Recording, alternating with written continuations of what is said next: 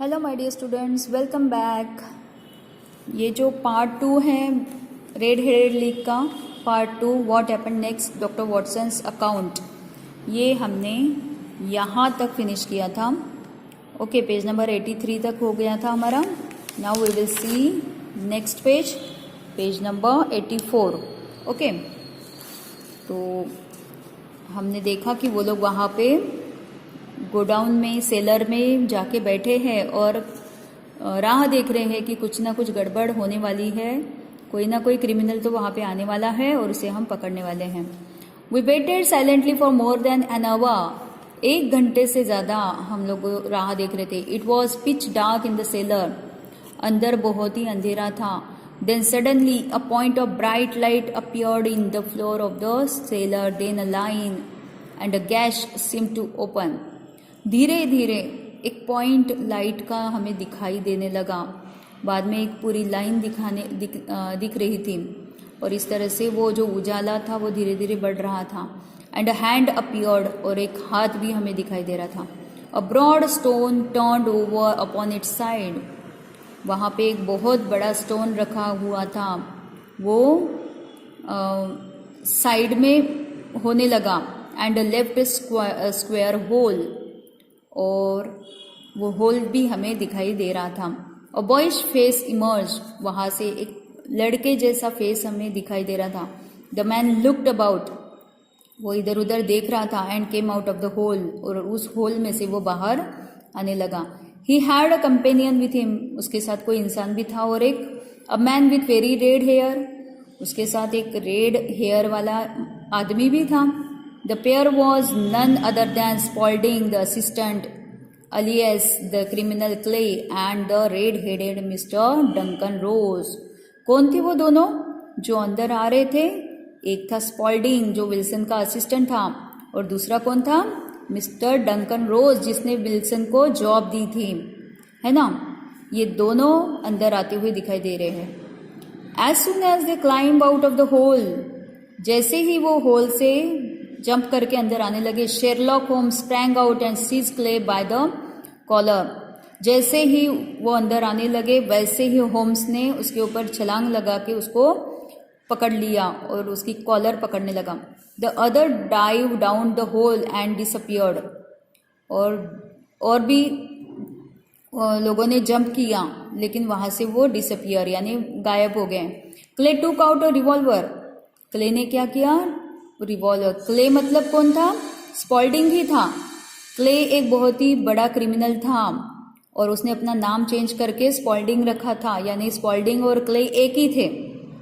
Okay, तो उसने अपनी रिवॉल्वर निकाली, but Holmes hit him on his wrist, Holmes ने क्या किया? उसके हाथों पर शूट कर लिया, मारा, हिट किया। And the revolver failed on the floor, उसके हाथ की बंदूक जो थी वो नीचे गिर गई। It's no use John Clay, said Holmes, अभी इसका कोई उपयोग नहीं है। वी हैव कॉट यू, हमने तुम्हें पकड़ा है। So I see but my friend has escaped, अरे ठीक है, तुमने हमें तो पकड़ा लेकिन मेरा जो फ्रेंड है वो तो यहाँ से निकल चुका है, भाग गया है। होम्स से रिप्लाइड, ही कैनॉट एस्केप, वो यहाँ से छूट नहीं सकता है। There are 3 men waiting for him at the other end, other end यानी कहाँ पे? मिस्टर विल्सन के घर का जो दरवाजा है वहाँ पे 3 लोग और वेट कर रहे हैं उसके लिए, तो वो 3 लोग उसे पकड़ ही लेंगे। Then Holmes handed over mister Clay to the policeman, Holmes ने क्ले को पुलिस के हवाले कर दिया। मिस्टर मेरीवेदर से, really mister Holmes, I do not know how to thank you. Merryweather जिसकी बैंक लूटने वाली थी, उसने होम्स को बहुत ही दिल से धन्यवाद बोला। You have foiled one of the most cunning attempts at bank robbery, क्या होने वाला था वहाँ पे? बैंक रॉबरी, यानी बैंक की लूट होने वाली थी।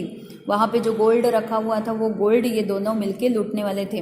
The bank is grateful to you, bank तुम्हारा हमेशा आभारी रहेगा। You see Watson, Holmes said, after we reach his home it was obvious from the first that the only possible object of the strange advertisement and the peculiar job was to get Mr. Wilson away from his shop for some hours every day. Holmes को ये कैसे doubt होने लगा धीरे धीरे, क्योंकि हम जब वहाँ पे पहुँचे हो, it was obvious from the first that the only possible object of a strange advertisement. सबसे पहला डाउट किसके ऊपर आया था? वो जो एडवर्टाइजमेंट था वो देखकर होम्स को डाउट आया, क्योंकि वो जॉब जो था वो मिस्टर विल्सन को ही क्यों मिला, और मिस्टर विल्सन को घर से दूर क्यों रखा गया, मिस्टर विल्सन की शॉप से उसे दूर क्यों रखा गया, और हर रोज़ कुछ आवर्स के लिए, 2-4 घंटों के लिए, 4 घंटे के लिए उसे घर से दूर रखा गया। The red headed league was a clever idea. ये जो रेड हेडेड लीक का आइडिया था वो बहुत ही स्मार्ट आइडिया था। In mister Wilson's absence, Clay and his red-headed companions wanted to dig an underground tunnel from Mr. Wilson's house to the bank. क्यों mister Wilson को बाहर रखा गया था 4 घंटे के लिए? ताकि मिस्टर विल्सन जब घर से दूर रहे, उसके हाउस या शॉप बोल सकते हैं, क्योंकि एक ही जगह पे थे वो, तो उसके घर से उसे दूर रखना था। क्यों? ताकि स्पॉल्डिंग यानी क्ले जो था वो वहाँ पे टनल बना सके। टनल यानी अंडरग्राउंड रास्ता जो है वो बना सके उसके घर से लेकर बैंक तक, क्योंकि बैंक उसके घर के पीछे थी और चिपक के ही थी, तो वहाँ से रास्ता बना के बैंक तक पहुँचा जा सके, इसलिए वो रास्ता बना रहा था खुदाई करके। Then they would be able to enter the bank and steal the gold without breaking open the doors of the bank. Bank का दरवाज़ा बिना खोले बिना तोड़े वो अंदर जा सकते थे, क्योंकि उन्होंने अंडरग्राउंड ऐसे रास्ता बनाया था बैंक में जाने के लिए। Using the tunnel they enter the seller. Tunnel यानी वो जो खुदाई करके रास्ता बनाया था ना, वहाँ से जाकर वो बराबर सेलर में पहुँच सकते थे। They plan to steal the gold, और वो गोल्ड चुरा सकते थे। And go back to mister Wilson's house, फिर से मिस्टर विल्सन के घर में वो जा सकते थे। Again through the tunnel, tunnel से ही वो मिस्टर विल्सन के घर से बाहर निकल सकते थे। एंड देन गेट अवे, वहीं से ही उनको बाहर का रास्ता भी मिल जाता था। But how could you guess what their motive was? तुमने ये गेसिंग कैसे लगाया कि वो गोल्ड चुराने के लिए ही ये रास्ता बनाया गया है? When I heard that the assistant work for half the wages I became suspicious. जब मैंने सुना कि वो जो असिस्टेंट है स्पॉल्डिंग, वो आधे पगार में ही काम करता है, ये मुझे थोड़ा डाउटफुल लगा कि कोई इंसान क्यों आधे पगार में काम करेगा, आधी सैलरी में काम क्यों करेगा। Using mister Wilson's description of his assistant I made inquiries. जैसे ही मिस्टर विल्सन ने मुझे उसका डिस्क्रिप्शन दिया, वो कैसे लगता है, कैसे दिखता है, क्या करता है, वैसे ही मैंने उसके बारे में इंक्वायरी करना शुरू किया। I found that he was the criminal clay, और मुझे समझ में आया, ये जो मैंने इन्वेस्टिगेशन किया उसमें मुझे पता चल चुका था कि वो क्ले नाम का क्रिमिनल है। Why was he working in mister Wilson shop, और वो इतना बड़ा क्रिमिनल विल्सन के शॉप में काम क्यों कर रहा है। And his habit of going in to the cellar every now and then, और उसकी हैबिट क्या थी, काम करते करते वो नीचे जाता था, थोड़ी थोड़ी देर के बाद वो नीचे सेलर में जाता था और बोलता था कि वो फोटोग्राफी करता है, लेकिन वो फोटोग्राफी के लिए नहीं जाता था, वो खुदाई करने के लिए जाता था। I inferred that he must be digging a tunnel to some other building, और मुझे ऐसे लग रहा था कि वो शायद नीचे जाके डिगिंग कर रहा है। डिगिंग यानी खुदाई, टनल बनाने के लिए वो खुदाई कर रहा है, ऐसे मुझे डाउट हुआ। When we visited the shop I beat upon the pavement with my stick to find out whether the seller stretched out in front or behind. When we visited the shop, जब हमने shop देखा तो मैंने देखा कि वो जो पामेंट था तो वो मैंने देखने की कोशिश की। It was not in front, वो फ्रंट में नहीं था, वो जो सेलर था फ्रंट में नहीं था। I saw the bank on the other side of the house, और वो जो बैंक था वो दूसरे साइड में था। And guess what the criminals had in mind, और इस तरह से मुझे ये समझ में आया कि क्रिमिनल्स क्या सोच रहे हैं, उनके दिमाग में क्या चल रहा है। When Clay answered the bell the knees of his trousers were wrinkled.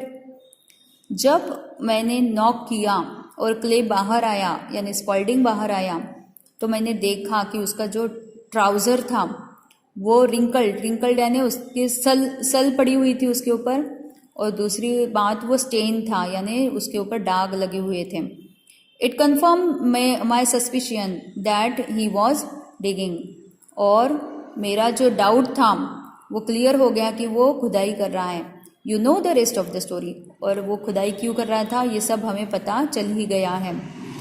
You reason it out beautifully, आपने बहुत अच्छी तरह से पूरा जो डाउट था वो क्लियर किया। आई